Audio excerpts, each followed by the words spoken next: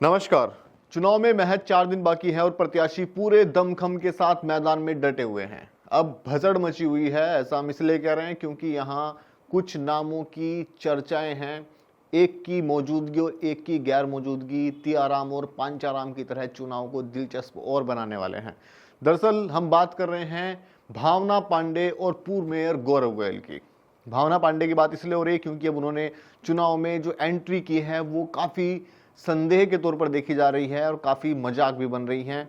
ये भी हम आपको बताएंगे क्योंकि भावना पांडे अपनी मौजूदगी सिर्फ वहीं कराती हैं जहां विधायक उमेश कुमार का इन्वॉल्वमेंट कहीं ना कहीं होता है और ऐसा एक लंबे समय से देखा गया है। विधानसभा चुनाव में भी वो अपनी चहलकदमी बढ़ा रही थी और उसके बाद इस तरीके से लोकसभा चुनाव में उन्होंने अपनी मजाक ही बनवाई है चुनाव लड़कर और अच्छा खासा पैसा उन्होंने खर्च किया, करोड़ों रुपए उन्होंने चुनाव पर खर्च किए और उसके बाद उन्होंने बसपा को चुना अंतिम दौर में और उसके बाद तुरंत पाला पलटते हुए वो त्रिवेंद्र सिंह रावत यानी भारतीय जनता पार्टी में शामिल हो गई, उनको समर्थन करने लगी। ये क्लिप्स हम आपको दिखा रहे हैं जब उन्होंने ये बातें कही थी। और आज मैं आश्वस्त हूँ कि त्रिवेंद्र सिंह रावत जी को समर्थन करके त्रिवेंद्र सिंह रावत जी जीत रहे हैं। और हाँ, 50-60 हज़ार वोट जो मोमडन मुझसे जुड़ा था जैसे धनपुर, वो चले गए कांग्रेस में। बाकी 2.25 लाख वोट की मैं गारंटी देती हूँ अपनी, और गिना दूंगी अभी भी वोट। दिन से कह रही हूँ कि कैंडिडेट बेचारी बहुत शरीफ है और वो निगम चला सकती है और बीजेपी को वोट देके तो वोट बेकार कर कहना चाहती हूँ। भाभी जी, ठंड का मौसम है, सरसों का साग, मक्के की रोटी खिलाओ, आराम करो। कहाँ चक्कर में पड़े हो आप? कहते तो किसने फंसा दिया उनको? बेचारी बोलना भी नहीं आता। मुझसे बहुत नाराज है लोगों को मैं बताना चाहती हूँ मेरी मजबूरी ऐसी रही। चाहे भाजपा ने मेरे पहाड़ बंद किए, मेरे अकाउंट बंद किए, मेरा पैसा बंद किया या उमेश कुमार ने किया, मुझे नहीं मालूम। मगर उसमें मेरे पास बहुत शॉर्ट टाइम था, मैं कहीं से पैसे की व्यवस्था नहीं कर पाई। वरना पैसे तो मेरे पास बहुत है, जमीनें मेरे पास बहुत है। मगर इस बार मैं फुल तैयारी में हूँ। 27 भी लड़ूंगी और 2029 में इस हरिद्वार लोकसभा से मैं सांसद बन के रहूंगी, कुछ भी हो जाए। निकले MP हूँ तो आप जानते हैं अच्छी तरह, इतनी सीधी है भाभी जी हमारी। भाग्य की बात है, इनको तो पैसे से मतलब है।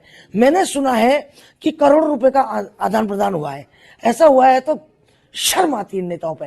राम के नाम पर, अरे भगवान, कल सिविल लाइन में पानी भर जाए, पिछली बार आपने देखा होगा, तो भगवान रामचंद्र की वानर सेना थोड़ी आएगी सेतु पुल बनाने, तो वो तो निगम का मेयर और निगम के लोग ही काम करेंगे ना। तो इसलिए मैं बेहतर मानती हूँ कि पूजा गुप्ता, मेरे को इससे मतलब नहीं है कोई पार्टी भाजपा से हो, क्योंकि उनकी बातों का कोई खास मोल नहीं है। वो कभी किस तरफ बोलती हैं, कभी किसी तरफ बोलती हैं। उनकी बात की कोई ना तो वजन है ना कद है। लेकिन एक सवाल ये भी है कि आखिर वो कौन है जो इनकी चहलकदमी चुनाव में करा देते हैं जहां विधायक उमेश कुमार का प्रवेश होता है, इन्वॉल्वमेंट होता है। ये भी एक सवाल है। हालांकि भावना पांडे अब त्रिवेंद्र सिंह रावत के खिलाफ भी बोल रही है, भारतीय जनता पार्टी के खिलाफ बोल रही हैं। अपना वोट वो 2-2.5 लाख के आसपास गिनवाती हैं। किस वोटों की सौदेबाजी वो कर रही हैं, ये बिल्कुल समझ से परे है। क्या जुड़ाव उनका इस क्षेत्र से है, ये भी समझ से परे है। और अब जिस तरीके से चुनाव में शामिल हो रही हैं, ये कहीं ना कहीं तियाराम को संदेह के घेरे में लाकर खड़ा हुआ है। क्या पूजा गुप्ता को इसका फायदा मिलेगा, जिस तरीके से वो पूजा गुप्ता यानी कांग्रेस का समर्थन कर रही हैं? और क्या भारतीय जनता पार्टी को इसका लाभ मिलेगा? ये तमाम बातें सोचने वाली हैं। अभी ये सवाल, इसका जवाब आपको देना है कि आपको क्या लगता है कि इनकी चहलकदमी के क्या मायने हो सकते हैं। वही बात मेयर गौरव गोयल की करें तो गौरव गोयल भी कहीं ना कहीं चुनाव से गायब हैं। यानी कि जो लोकसभा चुनाव और मेयर जो चुनाव हो रहे हैं, इसके बीच में जो भावना पांडे की गैर मौजूदगी थी वो मैदान में आ चुकी हैं। लेकिन उसके बाद गौरव गोयल जिस तरीके से लगातार माहौल में बने हुए थे, अब वो चुनाव के समय गायब हो चुके हैं। एक की मौजूदगी तो एक की गैर मौजूदगी, दोनों ही सोचने का विषय है, दोनों का क्या क्या योगदान होने वाला है। अब बात गौरव गोयल की कर रहे हैं तो यहाँ देखने वाली बात यह है कि गौरव गोयल ने जिस तरीके से विधायक प्रदीप बत्रा पर आरोप की झड़ी लगाई हुई थी। आप देखिए, इस नगर निगम को डिस्टर्ब करने में जितना योगदान पूर्व अधिकारियों का रहा, उससे कहीं योगदान अधिक आज प्रदीप बत्रा जी का है। नगर विधायक ने इस नगर निगम को नरक निगम बनाने में कोई कसर नहीं छोड़ी। जिस दिन से वो चेयरमैन से यहां से गए हैं, मैं नहीं समझता कि उनका मोह आज तक भी वहां पर खत्म हुआ हो। उनका मोह नगर निगम में लगातार बना हुआ है। प्रदीप बत्रा ने तो भारतीय जनता पार्टी की तरफ से मोर्चा संभाला हुआ है, लगातार मेहनत कर रहे हैं, फील्ड में हैं, कोशिशें कर रहे हैं, दमखम लगाए हुए हैं। लेकिन गौरव गोयल जो है वो मैदान से बिल्कुल गायब हो चुके हैं और देखा यह गया है, उनके साथ एक कहावत बिल्कुल फिट बैठती है कि आधे इधर जाइए आधे उधर जाइए, बाकी मेरे साथ चलिए। आधे इधर जाओ, आधे इधर जाओ, और बाकी हमारे साथ हाथ। ऐसे में गौरव गोयल गुम हो गए हैं, क्योंकि उनके आधे समर्थक कहीं ना कहीं यशपाल राणा, निर्दलीय जो हैं श्रेष्ठ राणा, उनके साथ खड़े हो गए हैं। कुछ उनके समर्थक पूजा गुप्ता के साथ खड़े हो गए हैं, बिखर गए हैं, और गौरव गोयल इस मैदान से गायब हो चुके हैं। हालांकि कहीं ना कहीं जिसको राजनीति का चस्का होता है वो मैदान से गायब भले ही पर्दे के आगे रहा हो, लेकिन पर्दे के पीछे उनका क्या योगदान रहा है, आपको क्या समझ में आता है, वो भी हमें बताइए। लेकिन अब इसके बाद हम बात जो कर रहे हैं वो हम मुख्य तौर पर पूजा गुप्ता की कर रहे हैं, जो रामनगर में उनके जो खुशी के आंसू छलके हैं। मैं बहुत हाथ जोड़ के इनका आभार व्यक्त करती हूँ कि मुझे इन्होंने जो मैंने कहा था, मैं इनकी बहन हूँ, इनकी बेटी हूँ, वो प्यार ही मुझे दे रहे हैं।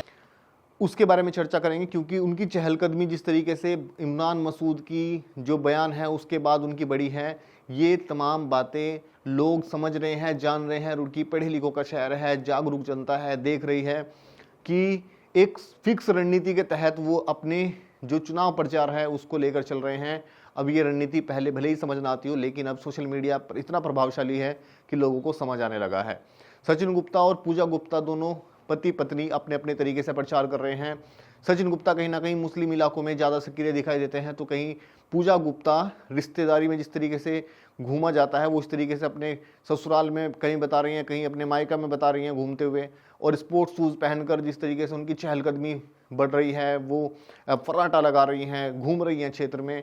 उसके बाद उनकी स्क्रिप्ट में कौन लिख रहा है कौन नहीं लिख रहा है, इस पर तो अभी सवाल बना हुआ है, लेकिन एक फिक्स रणनीति के तहत वो आगे बढ़ रही हैं। जाहिर है कि उनको जो डैमेज हुआ था, डैमेज इसलिए कहेंगे क्योंकि कहीं ना कहीं इमरान मसूद का जो बयान है और जो उनका कार्यक्रम है वो सचिन गुप्ता और पूजा गुप्ता के दोनों पेज से गायब है। ऐसा क्यों कर रहे हैं ये भी एक सवाल बना हुआ है। वहीं बात करें तो पूजा गुप्ता की जो टीम है उनकी तरफ से भी एक वीडियो जारी की जा रही है, जिसमें कि ऊपर लिखा गया है कि पार्टी को नहीं प्रत्याशी को देखकर चुने। तो क्या प्रत्याशी को देखकर चुनने का मतलब सिर्फ क्या सवाल इस बात पर भी खड़ा होता है कि उन्होंने कांग्रेस से अगर टिकट लिया है तो क्यों कांग्रेस के पार्टी के जो बैनर है उसको छिपाया जा रहा है। ये भी एक अभी इस पर भी संदेह खड़ा हो रहा है कि क्यों किस रणनीति के साथ वो आगे बढ़ रही हैं। लेकिन यहाँ जनता जो है वो बड़े ध्यान से ये देख रही है कि निगम कौन चला सकता है, नगर निगम का बोर्ड कौन चला सकता है, कौन इतना कमांडेबल रहेगा।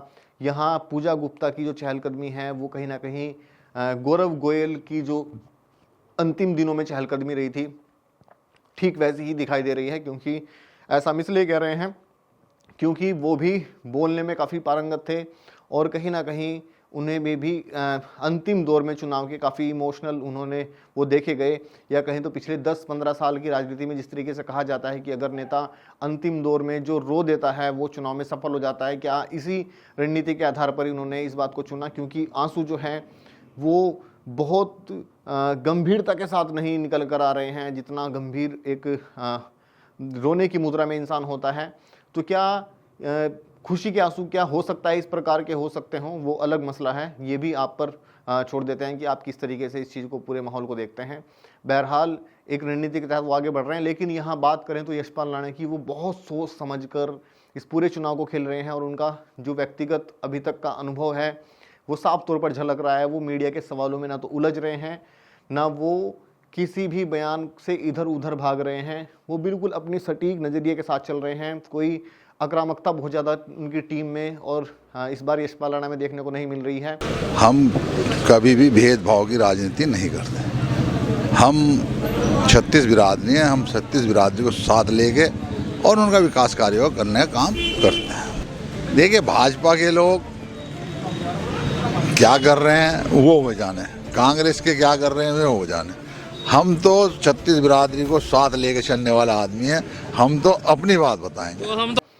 और जनता की जो निगाहें हैं वो सिर्फ इस बात पर नहीं टिकी हुई हैं कि यहाँ कौन ज़्यादा अच्छा बोल सकता है या कौन ज़्यादा बेकार बोल सकता है। बात इस बात की है कि क्या बोर्ड अच्छा कौन चला सकता है। क्योंकि पिछले समय जनता काफ़ी विचलित हुई थी जब गौरव गोयल को इस्तीफा देना पड़ा था, और इन गुणों से बढ़कर ही कहीं ना कहीं जो जनता है वो एक मेयर के प्रत्याशी के तौर पर वहां देखना चाहती है। हालांकि जो दबंग छवि है यशपाल राणा की, उसके नुकसान भी उनको हो सकते हैं, फायदे भी हो सकते हैं, ये भी सवाल भविष्य के घर में छिपा है। और प्रत्याशी की बात करें तो भारतीय जनता पार्टी के पास प्रत्याशी की जो एक मीम है वो काफ़ी वायरल हो रही है, जहाँ वो विपक्ष की जो उनकी लीडर हैं उनका नाम तक नहीं ले पा रही हैं। यादा डिवाइड करें, उनको बुलाओ, उनको क्या नाम है, पूजा गुप्ता से बोलने में बिल्कुल भी पारंगत नहीं है, उनको कितना ज्ञान है कितना नहीं है ये तो खैर साफ जाहिर है, और लोग अपने अपने तरीके से अंदाज़ा भी लगा रहे हैं। हालांकि अभी मैदान बहुत ज़्यादा उलझा हुआ है, लेकिन इसमें भारतीय जनता पार्टी काफ़ी मजबूत है, इसको किसी भी मायने में नकारा नहीं जा सकता है। और यहाँ बहुत मजबूती के साथ चुनाव यशपाल राणा भी लड़ रहे हैं, और इमरान मसूद के बयानों के बाद जिस तरीके से एक माहौल बनाया है शहर के अंदर, उसके बाद मुस्लिम जो मतदाता है वो भी कंफ्यूज था, और अब कुछ स्पष्टता सामने निकल कर आ रही है कि उनका जोश जुनून जिस तरीके से दिखाई दे रहा है यशपाल राणा की तरफ और कुछ लोगों का पूजा गुप्ता की तरफ। जाहिर है कि डिवाइड तो जरूर होंगे वोटर्स, लेकिन किसकी तरफ अधिक वोटर पड़ेगा, भारतीय जनता पार्टी का मुकाबला मजबूत वही करेगा। और मुस्लिम मतदाताओं का मानना और सोचना कहीं ना कहीं ये है कि अब जिसके साथ हिंदू वोटर्स भी होगा वही मुस्लिम वोटर्स के वोट्स का वजन भी है, और ऐसे में जिसके पास सर्व समाज का वोट अधिक होगा वही इस चुनावी मैदान में भारतीय जनता पार्टी का मुकाबला मजबूती से कर पाएगा। ये तमाम बातें हैं जो माहौल में बनी हुई हैं, ये हम आप तक पहुंचा रहे हैं, हमारा फ़र्ज़ भी बनता है आप तक पहुंचाने का कि आप सटीकता के आधार पर इस तमाम चीज़ों का विश्लेषण कर सकें। कांग्रेस के साथ एक बहुत बड़ी बाधा ये भी है कि जिस तरीके से माहौल बनाया जा रहा है, बटेंगे तो कटेंगे, इस तरह के पोस्टर्स भी शहर में लगाए जा रहे हैं भारतीय जनता पार्टी के द्वारा, और इसका कितना फ़र्क हिंदुओं पर पड़ने वाला है, कितने वो एकजुट होंगे, किसको नुकसान इस बात का होगा, किसको इसका फ़ायदा होगा, इसमें ख़ास तौर पर यह भी देखा जा रहा है कि यहाँ मुस्लिम जो हिंदू विचारधारा के जो लोग हैं और इन नारों से जिन पर फ़र्क पड़ने वाला है वो भारतीय जनता पार्टी की तरफ एकजुट होंगे, तो उसमें कांग्रेस का नुकसान जरूर होगा। और इमरान मसूद के बयान के बाद भी जो रुख हिंदू का पूजा गुप्ता की तरफ होना चाहिए था जितनी बड़ी संख्या में, वो कहीं ना कहीं आभास होता है कि वो टूटता हुआ नज़र आ रहा है। ऐसे में यशपाल राणा कितना फ़ायदा उठा पाएंगे इस पूरे माहौल में, ये भी देखने वाली बात होगी। अब चुनाव अंतिम क्षण में है और इसका अंदाज़ा आपको लग जाना चाहिए कि यहाँ मुकाबला अब किन किन का बाकी रह चुका है, किसकी स्क्रिप्ट किस तरीके से चल रहे हैं, ये भी हमने आपको बताया। तो क्या जनता किन गुणों के आधार पर मेयर देखना चाहेगी, सवाल इस पर भी खड़ा होता है, क्योंकि जिस विचारधारा के साथ गौरव गोयल चल रहे थे अपने चुनावी प्रचार में पिछले समय में, ठीक उसी तरीके से लगभग उसी चाल से पूजा गुप्ता भी चल रही हैं। इमोशनल, भावुकता और बोलने में पारंगत होना, ये कितना महत्वपूर्ण गुण है एक मेयर बनने के लिए, क्योंकि यहाँ बोर्ड चलाने के लिए कुछ अधिक गुणों की आवश्यकता है, जो क्योंकि इस पूरे माहौल में जो बोर्ड में जो हलचल देखते थे, जो लड़ाइयाँ पार्षद में आपस में होती थी, वो भी हम आपको दिखा रहे हैं स्क्रीन पर कि